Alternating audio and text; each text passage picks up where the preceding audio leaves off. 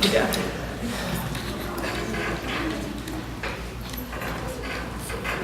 I vividly remember walking outside during a family party, seeing the set in my hand because my Mexican family knows how to get down. If it wasn't the call from my tia yelling, "Vamos a bailar," it was the sound of Sonora Dinamita blasting through the speakers in my family singing, "No te asombres si te digo lo que fuiste, un ingrato con mi pobre corazón." But see, I plainly recall the American side of me in action. The times when I was told to speak English in school and to avoid, by any means necessary, to show any of my other side in public. It was a sign when I sang my ABCs and my 1, 2, 3s, and when I heard, "You're in America." You see, I live in two different worlds. Yo vivo en dos mundos diferentes. Because when I look back home at my home life, I see the mixture of both, like a formula being created by a scientist, mixing together the perfect combination. Now, I may not wear this on my sleeve, but see, I am Mexican American.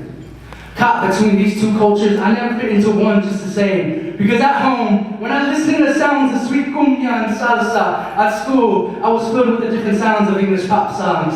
When my parents hold their tongue to account for what they knew so well, I was taught the meaning of enunciation and clarity, all of which helped create a symphony in my mind. Caught in the middle, I found my home through the cracks of the border, nestling within the safe haven I knew so well, Chicano. Because it's this mixture, this mestizo which keeps me plenty, and when I begin to feel for either one I'm not enough, I realize that it is the beauty in being both which we should recognize. Because sometimes being a mix in this country just isn't acceptable. Because this society's delusion of grandeur leads this false idea against us, of creating a structure of superiority when broken down is nothing than a big pile of false lies and beliefs. Caught in the middle, we bring this mix to a whole new level, combining the worlds of two different places into one Chicano.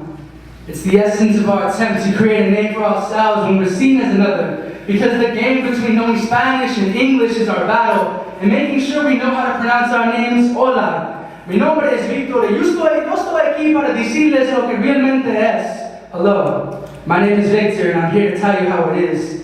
It's the vicious attempt to make a mark, to leave our imprint like that which has been left before us. I am of color, brown in skin and eyes. I'm a Mexican, but America is where I reside. And it's not any stereotypical traits which I possess, and it's not that my family is loud and locked up in the pen, and it's not that I'm better than anybody else, but rather the confliction in which I feel, which makes me who I am, because this is who I am.